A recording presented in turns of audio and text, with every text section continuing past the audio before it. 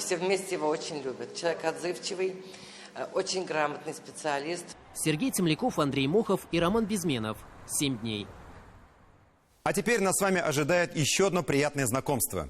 Человек, о котором пойдет речь, тоже весьма известен, и род его деятельности вполне схож с преподавательским. Называют его по-разному. Врачеватель человеческих душ, музыкальный целитель, сталкер. Это Михаил Казиник, скрипач, искусствовед, писатель, философ. На этой неделе он дал 2 концерта в Казани. Казиник не просто играет классическую музыку, он стучится в душу каждого зрителя, пытаясь, как он сам выражается, перепрограммировать человека, заставить его пересмотреть свои взгляды на жизненные ценности. Есть на свете популяризаторы науки, а есть популяризаторы классики. Их куда меньше. Впрочем, по мнению Казиника, музыка – это тоже наука, поскольку в ней заключены все тайны мироздания. И людям, которые выходят с его концертов, совсем не кажется, что это просто громкие слова. Учитель дурак, из директор сопляк. Куда мне податься? Куда мне девать? Вот это серьезно. Серьезная музыка, так называют классическую. Сейчас я вам сыграю самого серьезного композитора на земле. Йозеф Гайдн, отец-основатель, первый из 3 венских классиков. Вот какая серьезная у него музыка. К тому же гений куда лучше таблеток спасет от депрессии. И не нужно считать, что классика – это что-то жутко серьезное или сложное, уверяет Михаил Казиник. О высоком он умеет рассказывать захватывающе и просто. Цель одна – дать человеку шанс услышать. А значит, научиться воспринимать музыку, поэзию, живопись, литературу. И тогда вместо масс будет личность. Об этом он рассказывает в теле- и радиоэфирах, в своих книгах и фильмах. И, конечно, со сцены по всему миру. Во всех даже политических ситуациях, во всех войнах вина-то ведь не людей, которые убивают друг друга ни с того ни с сего, братья, скажем, да? А вина культуры, отсутствие культуры. Потому что если бы русские люди вспомнили вовремя, что концерт номер 1 для фортепиано с оркестром Чайковского, изначально Чайковский его назвал «Концерт на украинские темы», они бы, наверное, остановились, включили бы первый фортепианный концерт Чайковского и перестали бы называть украинцев украми, хотя бы по меньшей мере, да? Они бы совсем по-другому относились к территории, где находились Чайковский, черпал свое вдохновение. Они бы тогда удивились и задумались, а почему у Римского-Корского 3/4 опер, это Сорочинская ярмарка, то есть у Мусорского Сорочинская ярмарка, у Римского-Корского Майская ночь или Утопленница, Кузнец Вакула у Чайковского. Почему они все пишут оперы, как будто бы они украинцы? Да потому что это единая культура, потому что это братья по духу, братья по культуре. Понимаете, если бы культура была на первом месте, то войны бы не было. Вот даже более того, чего скажу, да? В Казани проповедник искусства впервые, и только концертами творческие планы не ограничиваются. Но несмотря на тяжелый двойной перелет, место отдыха в отеле – экскурсия. Этот город первый из пострадавших, когда Ленин посадил на корабль ваших гениальных ученых из Казанского университета и вывез их, начало нападения на генофонд, то я решил посмотреть, что это за город, который породил таких ученых, как они здесь ходили и как они мыслили. К тому же Казань так много раз воспета в музыке, литературе, а прогулка – еще одна возможность подпитать свой дух, например, в музеях. Казанского Константина Васильева маэстро сравнивает с Пушкиным. Оба соединяли древние традиции и современные идеи искусства. Оба понимали музыкантов до мозга костей. Так портрет Клода Дебюсси тут же напомнил Казинику историю неразделенной любви, которая породила прелюдию «Девушка с волосами цвета льна». Юный композитор давал уроки французского Сонечке фон Мек, а та предложила научить его целоваться. Но руку дочери знаменитая меценатка не отдала. Надежда говорит, никак. Он говорит, вы же любите музыку, я музыкант. Она говорит, я лошадей тоже люблю. Но это совсем не значит, что я выдам свою дочь замуж за конюха.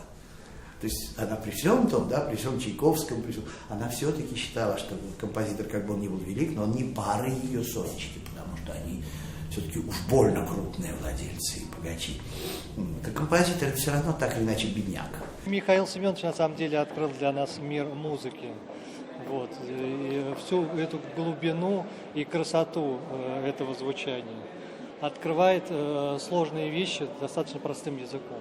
А он показывает то, что все великие – это тоже люди со своими страстями, со своими удачами, неудачами, страхами. И он показывает, что мы все гораздо ближе друг к другу, чем нам кажется. Рассказывает о русской духовной культуре, которая в XIX веке, не зная античности и прочих великих, поднялась на небывалый уровень. В пример история юной гимназистки. Увидев на медальоне дяди 4 ноты, она сразу узнала. Пела их про себя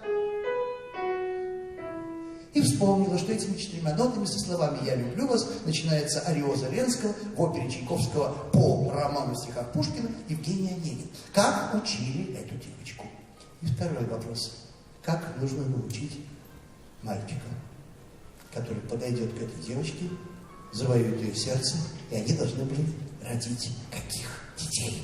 А Баха маэстро называют человеком будущего, ведь его токката и фуга ре минор – это как теория относительности Эйнштейна. Правда, нужно немного иначе прочитать библейское. Вначале была логика, и логика была у Бога, и логика была Бога. Логика, он абсолютная структура, задумка, чтобы ни одна планета не упала, задумка, чтобы планета Земля была в зоне золотого сечения Солнечной системы, задумка, чтобы мы с вами, как разумные существа, поскольку нам было нужно дать Баха, Шекспира, Моцарта, чтобы мы жили вдали от гигантских метеоритных потоков, вдали от вспышек сверхновых, значит, нас хранят, берегут на каком-то высшем уровне. Бах и показывает в самом начале логос.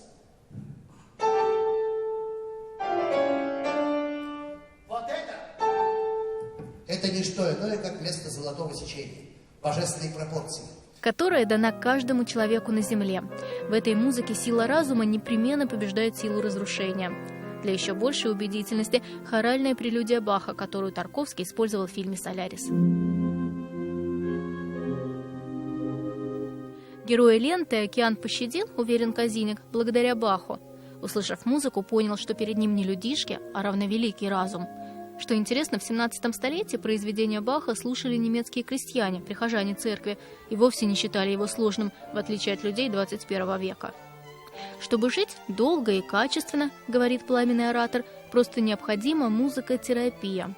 Он разработал целый курс для детей еще с утробы. Безгранично влюблен в искусство, конечно, и сын культуролога. В те моменты, когда мне необходимо было особое вдохновение, скажем так, угрожал, что я перестану заниматься музыкой. Это было, наверное, самым страшным наказанием. Он подходил к телефону, делал вид, что он звонит директору школы, своему другу. Я в тот же момент хватал инструмент, бежал в соседнюю комнату заниматься, чтобы доказать абсолютнейшую абсурдность утверждения отца. А когда он возвращался домой, это всегда было очень интересное общение. Это были вечерние прогулки по Минску.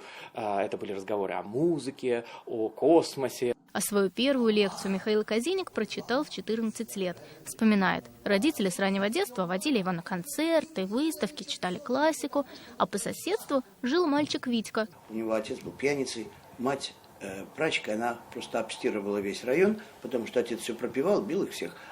И у них в квартире все время стоял запах старого белья, запах чистого белья, совершенно дикий смрад и дичайшая влажность. Витька, мой сосед, убегал из дому, попадал во всякие колонии, потом в тюрьмы. И я подумал, что Витька ведь неплохой, плохой его папа, плохая система. И если я пойду туда, где Витька, и начну говорить о музыке, об искусстве, то я сумею победить. Маргарита Петрова, Роман Безменов, «7 дней». На этом у нас все.